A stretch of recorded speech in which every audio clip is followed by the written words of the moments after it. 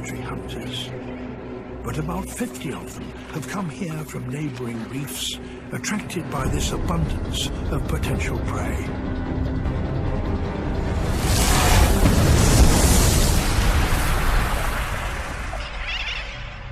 The fledglings stay out of the water if they can. They even drink on the wing.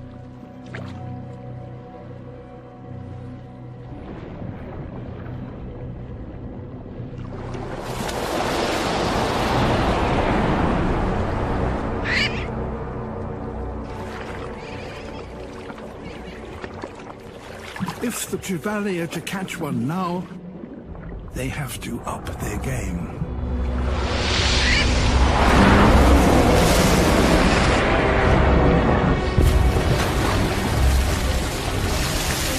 So there is a fish here that, amazingly, has a brain capable of calculating the airspeed, altitude, and trajectory of a bird.